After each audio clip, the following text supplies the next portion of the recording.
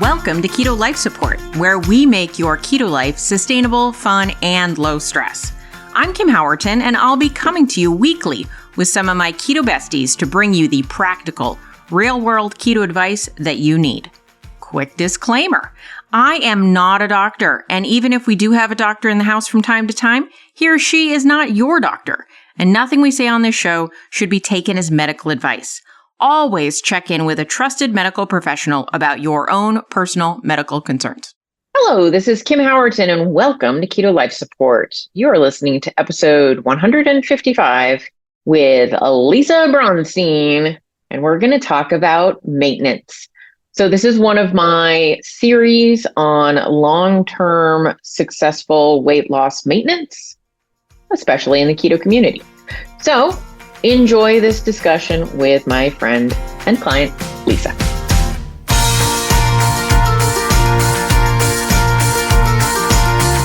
Hello, welcome to Keto Life Support. This is Kim Howerton, and I'm here with my guest, Lisa. How's it going, Lisa? Really good. How are you? I'm doing good. We've had Lisa on before. Lisa has been, well, a good friend, a good client, and someone who's lost an incredible amount of weight and maintained it. And I think who better than to talk to Lisa about weight loss maintenance. So Lisa, catch us up on your story for people that didn't hear maybe or have forgotten your earlier episode. Okie doke. So I've lost over 200 pounds from my highest weight. I was one of those people who dieted my whole life, up and down different diets. I mean, everything from Weight Watchers when I was 16. My mom had me on the Beverly Hills diet when I was a kid, which is, eat all the pineapple. Is that a pineapple? I was like, isn't that the one with a lot of pineapple? A lot of pineapple. Like there'd be days where you would like just eat papaya all day and then you'd have steak for dinner. It was just very kind of strange, random. Pulse salad, about it anyway. Okay. What else did I do? Weight Watchers, like I said, there was like the cabbage soup diet. There was the unfortunate weight candies called AIDS, AIDS. That's aging myself a little bit in the 70s. Anyway, so I did lots of diets. And then it was around 30 where I had this kind of epiphany that I'd wasted my whole life hating my body and trying to fix and change myself.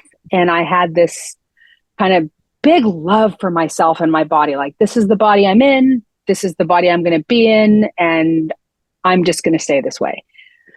Cut to about 20 years later, it was like 50 and being 350 pounds, close to 400 pounds at one point, it just didn't work anymore.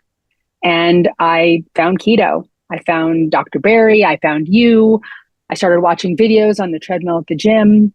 And my first year, I lost about 100 pounds. And then my second year, I lost about 30 pounds. And then I maintained for a year. And then I did your Unstuck program and lost 25 pounds. So all these numbers. But here I am now, 150 pounds down over the last 5 years, and I'm maintaining. Great. So what's the most surprising thing about maintenance? I think really what's funny, we were talking earlier, I think it's really having to weigh and measure my food to really get an accurate assessment of what I'm putting in my face hole. Like, it's always shocking to me what an actual serving is, even today, even now, because when I first started this, I could kind of get away with things and still lose weight. And now that I'm smaller, more in an average sized body, my body doesn't let me sit and eat handfuls of macadamia nuts, and I can't put heavy cream in all of my coffee. And I need to measure those things if I'm going to enjoy them. That's very surprising. I'm still surprised. And then that's where I will sometimes backslide because I think, well, I can get away with this. And then the scale says, no, you cannot get away with that. Who do you think you are? Yeah, I think that's a good point. I mean, I think what we've learned in this series with people is not everyone does the same thing to maintain, but who you were is not who you are is a important thing to see that, what got you here might not get you there. And when you're 300 pounds or 350 pounds or 400 pounds, you can do small changes will reap big results. And sometimes when you're in a smaller body, small changes will lead you down a dangerous path over time. And it's sort of, instead of like sweeping alterations, you're now just seeing creeping alterations, right? Like it's not, oh, I lost 10 pounds this week. It's, oh, I gained a quarter of a pound. And then next week I did it again and did it again and did it again, right? So it's like, it's both a blessing and a curse. Yes. To be in here, I think. Yeah. I think also, just like in the beginning, I still need to be willing to change things. I can't be attached to how things are, because it may be that today I can have a handful of macadamia nuts and not see any issues with the scale. But in 2 days, I could eat a handful of macadamia nuts and see the scale creep up. So it really has to be that I have to be willing to change things and not be attached to things, if that makes sense. Yeah. I mean, I think there's a mindset for me. You can tell me if you agree or disagree, but there can be a mindset sometimes because we have a similar story of growing up heavy, right? Yeah. And there can be this mindset where the time during which we learn to eat, we lacked proper, I don't know if it was role models or just we did not incorporate into ourselves the natural eating patterns of a non-food obsessed person. I don't know. That's a very complicated way to say it. Well, yeah, I think, I mean, how I was raised, and this is not to be offensive to my family or anybody who raised me, but I wasn't taught that food was just about nutrition or just about fuel. Food is like an event. It's entertainment. It's a punishment. It's a reward. It's all these things rolled up into something delicious or something not so delicious. So now I have to be really conscious of, am I fueling myself, or am I nurturing myself or comforting myself, or is it 2:00 in the afternoon? So therefore it's time to eat something because it's 2, that kind of thing. Right. Yeah. I mean, I think we all have different origin stories, so none looks identical. It's just that I've been having discussions with my boyfriend, Eric, recently, because he's never had an issue with his weight and how he feels about food. It was funny. I used to get really triggered by some of this, but he's like, I see you just watching my plate a lot. Like he's like, I can feel your eye. If you finish your food before me, I can feel you watching me finish mine. And he didn't say it with any judgment. He just was like letting me know. And I was like, that would have really triggered me once upon a time because I was really self-conscious about it. And I was like, I just can own the fact that I am more food obsessed than the average bear. And I have to come up with just self-management strategies to do that. Because I don't know about you, but if somebody gave me like free reign to eat as much as I wanted without negatively impacting my health or weight, I would spend all day eating, I feel like. I mean, maybe it would end at some point, but like, I think it would be my primary occupation. And I think some people, that seems weird. Yeah. I mean, I still joke about the whole Taco Bell thing, that I miss Taco Bell, but like, truth be told, I don't know that I would eat it. I mean, even if someone said to me, you can go eat it today, I don't think I would. I'm really attached to how good I feel. Like that's, feel really good. So yeah. And again, the whole health thing, that was what my impetus was to start this. It really was never, my focus wasn't lose weight, get skinny. Which is a good thing because I will never be skinny. That's not in my genetic cards. But skin in and of itself is its own reward. Anyway, but I think that's an important point, and I think we should talk about that. See, I always get an idea as we're going in. Good. Because one of the interesting things that I see in your story is you 0%. None of you, when you started, was like, I need to be smaller. No. You were, I need to be healthy. Well, and I need to get off the floor. I mean, that was the true thing, was that I was sitting on the floor and could not get up. And it was like, holy moly, I'm 51 years old, not quite, almost 51 years old. And I cannot get off the floor. this is not okay. Like, do I have to call 911? Do I have to wait for my husband to get home? What do I do? Right. So, I mean, I guess you did want to be smaller, but not because you wanted to look different, but because Correct. you needed to have a different relationship with gravity. Exactly. Yeah. Okay. Yeah. But I'm just curious because I feel like at some point in your journey, you got reattached to the idea of being thin or smaller. Definitely. I mean, there's that human part of me that will always be there. So, I mean, even when I was at my fattest, I would still try on 19 outfits to find the most flattering outfit. Right. And it wasn't like it was going to hide the fact that I had a big butt, but I would still try and find the shirt that covered my butt because then therefore I looked better. Right. So certainly it was in me to have that desire, but that wasn't my beacon. That wasn't the carrot in front of me that was getting me to this goal. Right. Yeah. And in fact, I feel like at a couple of times on your journey when it was almost like what are they, like the serpent with the apple being like, over here we have thinness, and like was sort of coaxing you into this other place. And whenever you kind of went too far in that direction, I feel like it threw you off. Completely. Yeah, I would certainly get derailed. I got derailed by cutting for too long, when I cut my calories way, way low to lose a lot of weight. And I lost like 25 pounds in almost like 8 weeks or something, which was extraordinary as far as the numbers concerned, but it kind of messed with my head a little bit. Yeah. Yeah. So. I remember at the point in coaching where I was like, what are you doing? Right? Wait, hold on. Yeah, you, my friend, need to stop. You're like, I don't understand why I keep beating my head into this wall and I'm getting a bruise. And I'm like, Exactly. Anyway. Yeah. Some of my clients are very good at being successful to the detriment of their success. Yes. Anyway. Yes. But at the same time, I tease you because that's our love language. But like, of course. You've been so incredibly successful on this journey because I see you just constantly learning, integrating, moving forward, pivoting. I don't see you stagnant much. Correct. Maybe it's fear. I mean, maybe I'm just as scared of going back. I'm afraid that I'm going to wake up tomorrow and my feet are going to hit the floor and they're going to hurt like they used to hurt, or I'm going to have to pull my CPAP out of the closet and put that back on. Those were pretty awful days. And, if we look at the whole, like, what is it? Lifespan, health span, like what's my quality of life? It's like my quality of life is infinitely better now. The only thing that's different is the pleasure from eating all the crap I used to eat.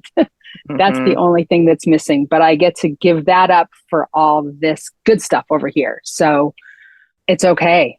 And I will say, I think just to back up your Taco Bell point, the memory of the food is always better than the food. Yeah.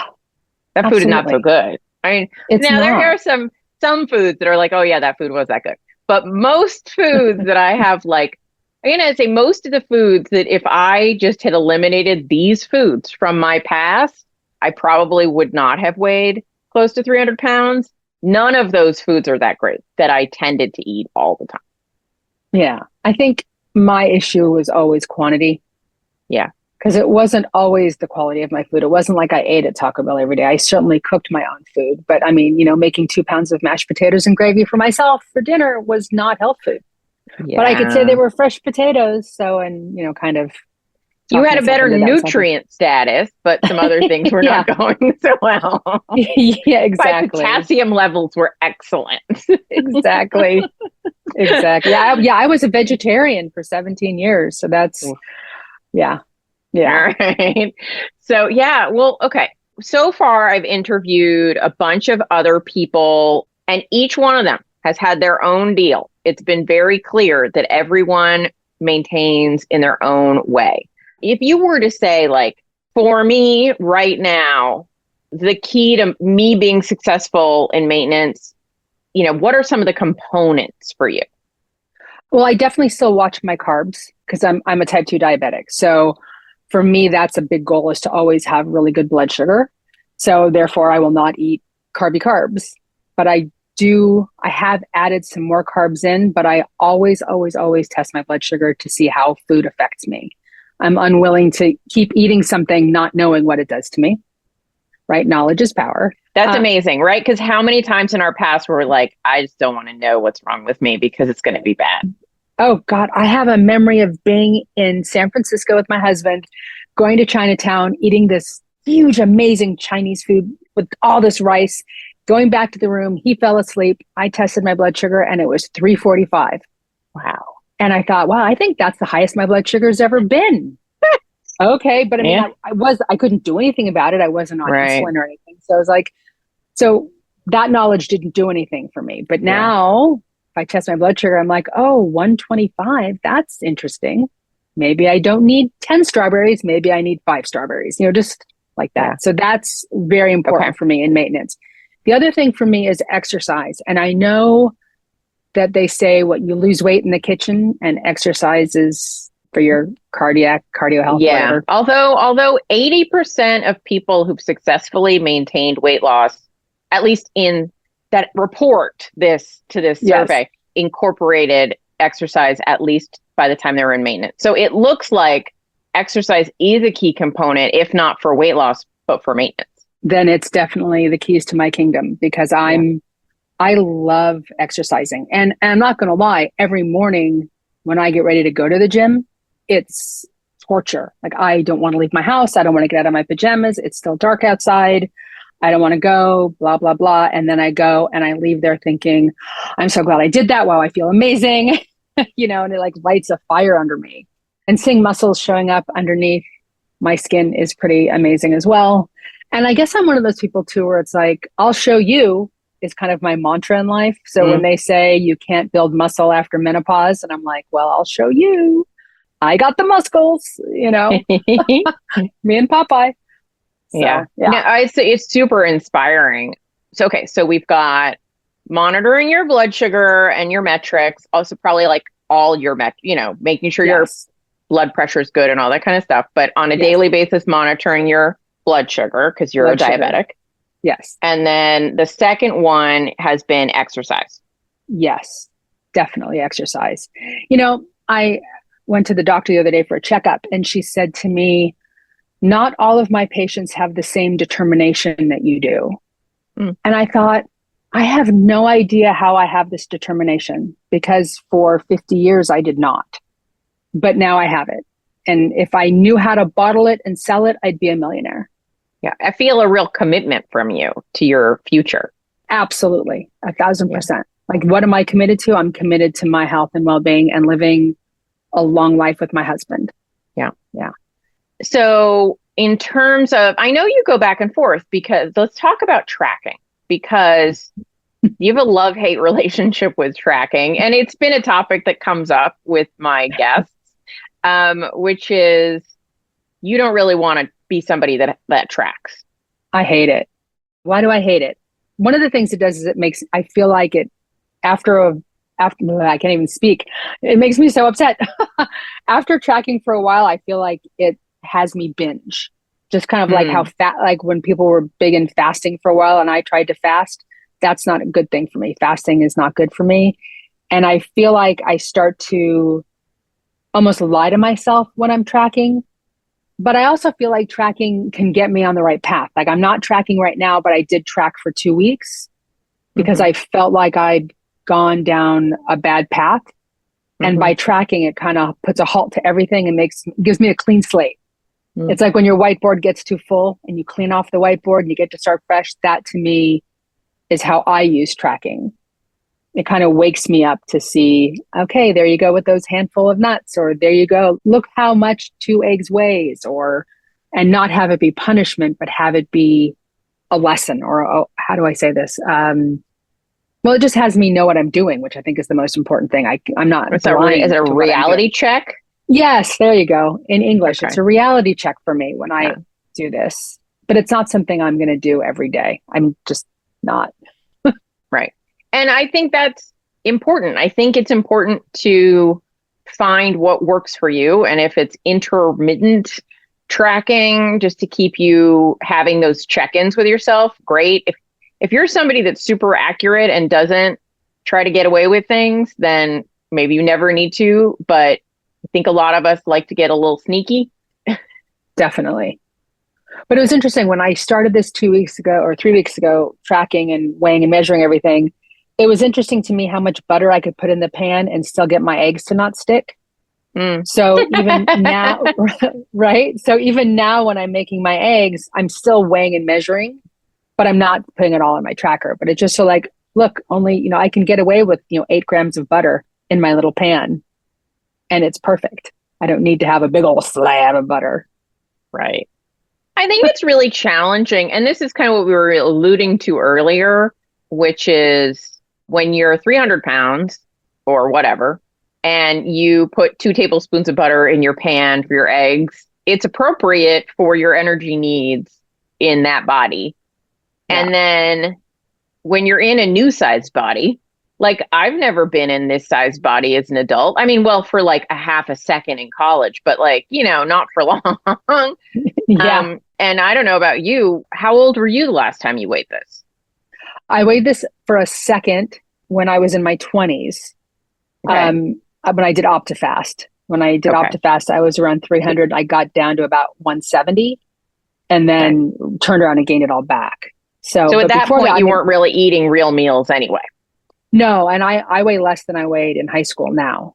Yeah. So I mean, I think that it's challenging because our visual systems, like this is it's like when you learn to cook, I think you develop a visual system if you learn to cook. Some people are like, I didn't learn to cook, but you learn to cook. You're like, this is how much spices goes in when you have this much meat. This is how much butter you want to cook this much vegetables, right? It's like a visual system. Because then when I had to create recipes, I was like, God, how much is that? I have no idea. I had to like figure it out.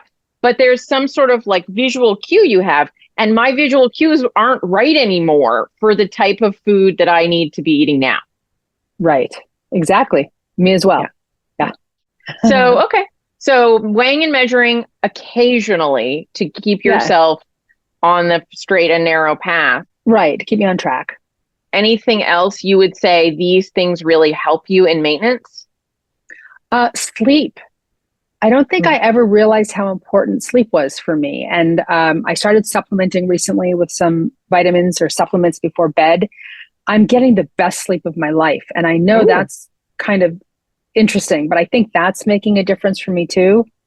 Because when I get up, I'm still like, groggy because it's dark. But then like right now, I'm perky and alert and I will be till probably about 9:30, 10 o'clock. And then I will be like, I got to go to bed right now. Yeah. And then I'm up at, 5:30 and start my day. And it's pretty amazing. And I think that must be part of this too. Like what's keeping me feeling okay. Because I know it helps me mentally too. Yeah. I definitely deal with some mental challenges. I know nothing of that at all. Well, when you have more time, I'll tell you all about it.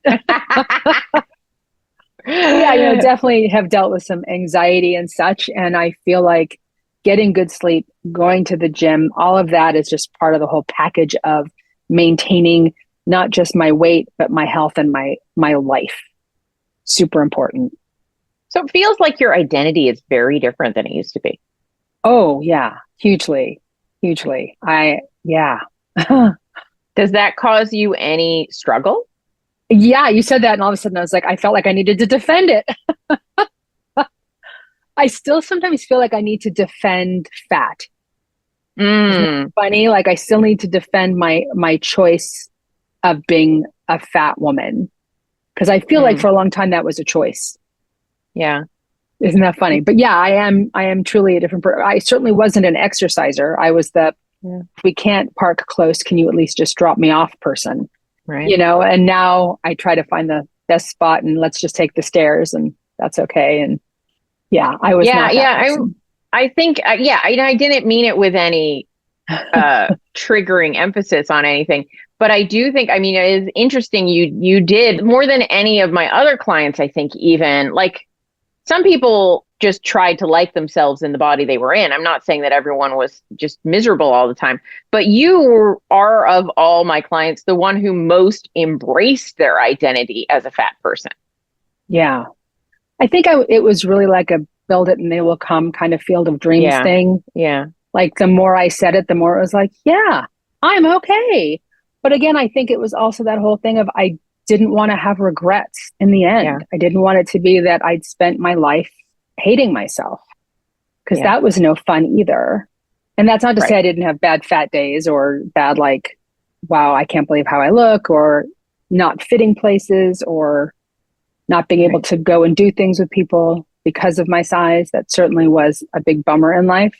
Mm-hmm. But, it's that whole thing too. Like when you start something like this, you don't really think in the moment, this is now going to be the rest of my life. You're like, if only I'd known, right? Right. I don't know. Like if somebody would have said to me 5 years ago, and it's almost exactly 5 years ago, this is it. This is now your new life. I would have been like, yeah, never mind. I'm good. I'll figure out a way to get off the floor. Right. Maybe I'll get an aid. Yeah, exactly. It is. I say that too in a different way. Like the way that I ate when I first started keto, if you would come to me now, like with the current way that I eat and said, in 6 years, this will be the way that I've been like, no, thanks. Appreciate it. But I'm good. But if today you said, go back to the way you ate 5 years ago, I would say, oh no, I don't want it. So, it's all relative.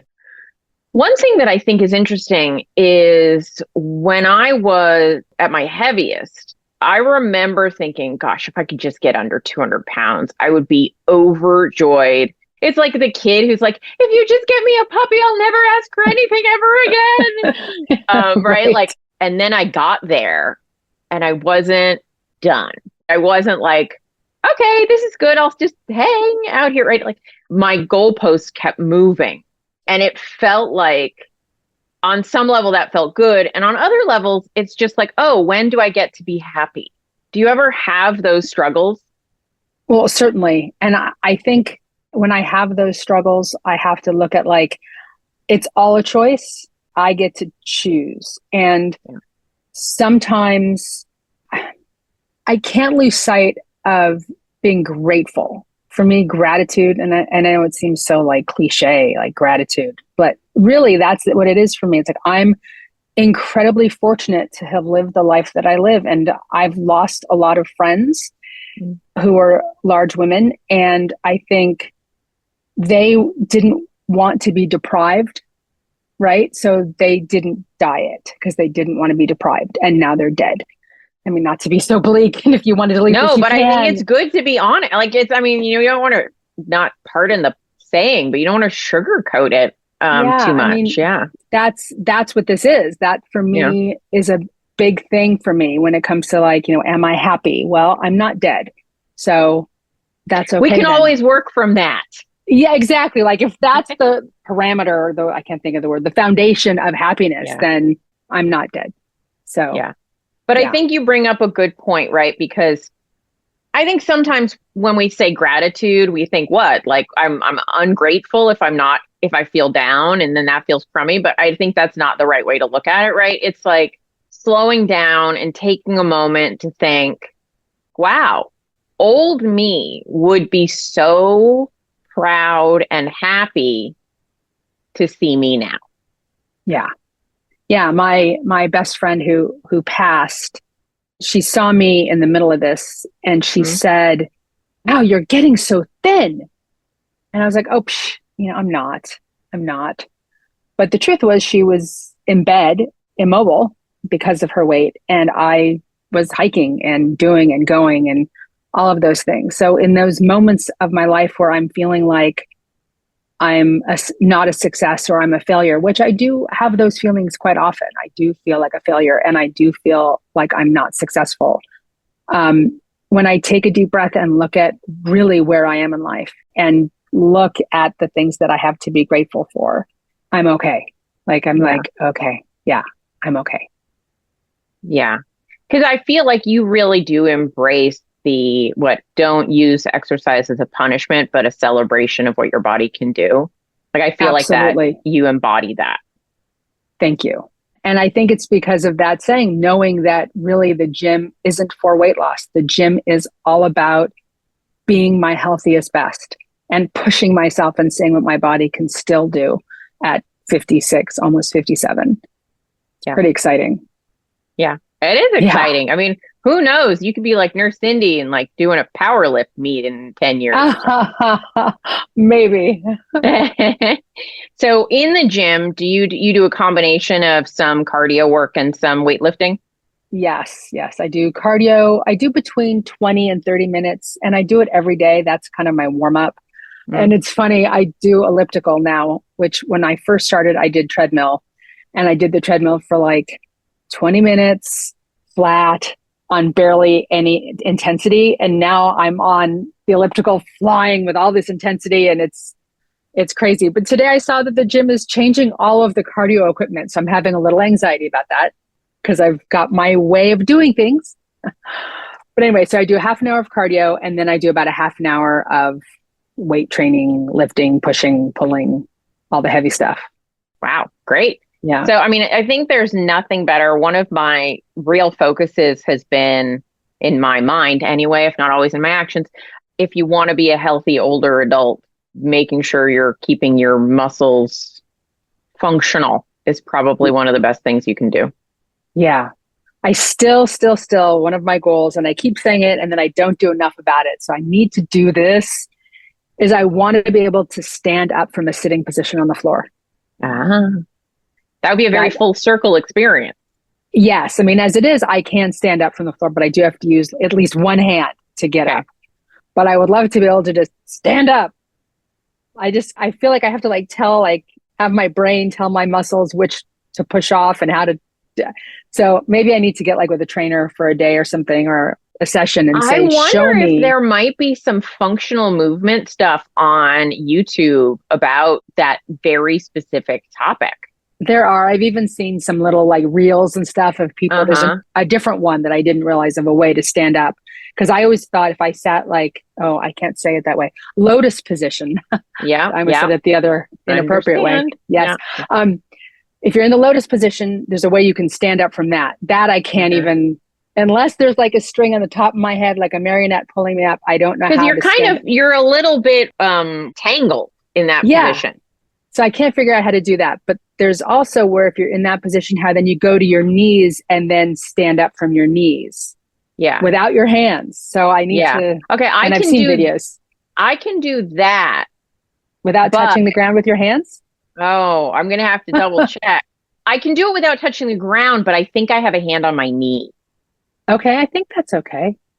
I don't know. I'm going to have to. Yeah. I can do that. This is where I'm exposing myself. If I go to my knees, I can stand up from there. Yeah, without touching. I can't. Now I feel better about myself. But I feel like I also would like to do it without making an old person noise. Oh yeah, I make lots of noises. Yeah, it's so funny. Okay. There's a guy in the gym who makes so much noise when he's working out. But if you look at him, you'd be like, why are you making noise? I don't understand.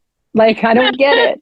So, but yeah, I know I make faces. I make all kinds of faces in the gym. I'm definitely, I should definitely, we don't wear masks anymore. So maybe I should put a mask on in the gym because I'm for fun. Yeah. I'm all contorted. What else do you think it's important? So a lot of people are like, hey, I keep losing and regaining the weight. I can't keep it off. And I've had other people on the podcast who said in maintenance, they have a maintenance range. It's not like an exact number, but that they don't tend to go kind of too far out of the range. So I'm not suggesting anyone has failed if they're not like, I'm exactly the same number for eons. But how do you stay like in a range? How do you set up your life so you never go too far out? Well, I had that little backslide in the beginning of the year, and I gained like 20 pounds in about 14 seconds. It was amazing. And I felt like I wasn't doing anything different. And so I think it's just really important to be honest with yourself. If weighing yourself every day, like I do, and honestly, I still weigh myself more than once a day because I'm a little cuckoo that way, but weigh yourself once a month. Don't let it get away from you. Right. I think that's really important. It's like knowledge is power. Like I said, with the tracking, I don't like to track, but every once in a while I find it's really invaluable for me to track so that I know what I'm doing and so that I can kind of get back to seeing what an actual portion is and even if it's then saying, wow, I'm eating 6 portions of nuts. Good to know.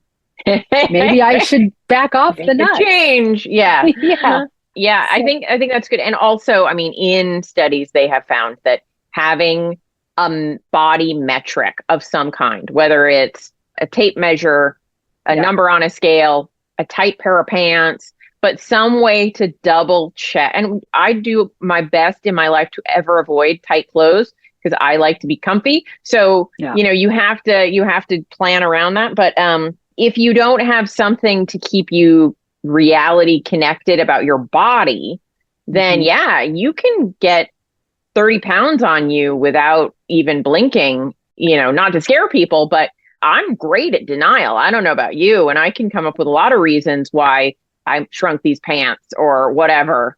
This is a bad angle or that mirror is weird.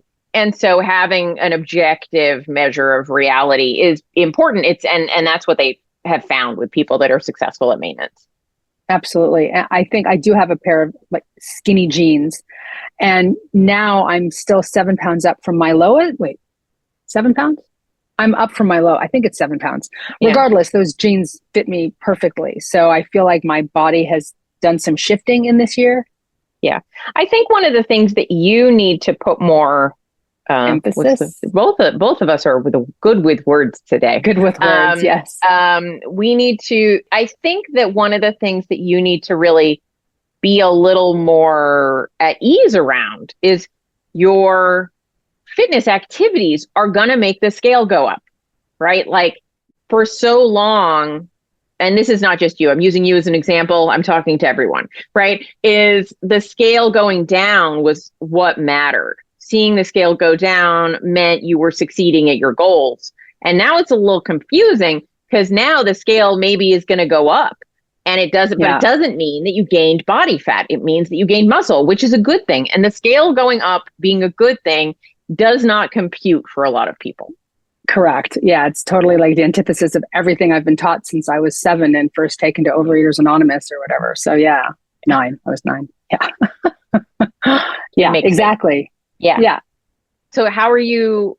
I mean, it sounds like it's a new journey on that one for you, but how are you feeling about that scale upping issue? I'm actually okay. The past week or so, I've given myself a little more grace. I think it's been, I just feel better. Also, it helps. I started taking creatine. Oh yeah. So, that's helped me not be so angry at the scale because I know that I may retain some water in my muscles, and I'm okay with that. I feel like I look good. I feel good. So I'm okay. And I don't know that I will always feel this way, but right now, today, I feel okay. That's awesome. I'll just put a plug in to everyone listening. This is not medical advice, but creatine is amazing. And it's not only for bodybuilders. There's more and more evidence that it is neuroprotective and beneficial to your aging brain. And so if it makes you think you should work out, great. But I echo Dr. Tommy Wood in saying that probably everyone should be on creatine. And that is not medical advice. That is just an opinion. Yeah. But, for me as well, just an opinion. It's working for me. I feel good. And it may help you get like a little more effort in the gym. It's not like taking steroids or something, but it can. I think they found like maybe like one more rep. It just kind of gives you a little bit of a push. Well, so far I'm not noticing that, but I did notice about a week ago that I'm feeling stronger than I have felt ever. And then I started taking the creatine. So we'll see. We'll see if it helps. Well, I'll let you know. All right. Sounds good. Sounds good. Yeah. All right. Well, this was super awesome. Lisa, is there anything you want to say in closing? I think people just need to give themselves grace and know that it all takes time. This is not an overnight thing. And maintenance is a day-by-day process, just like weight loss. Yeah, I think that's a great point. It is a different type of activity, but just as active. Yes. All right. Cool. Well, thanks for talking to me today. Thank you. Thank you so much for joining us for this episode of Keto Life Support. Want more information? Want show notes? Want to suggest a topic? just head over to ketolifesupport.com. That's where all that kind of thing can go on.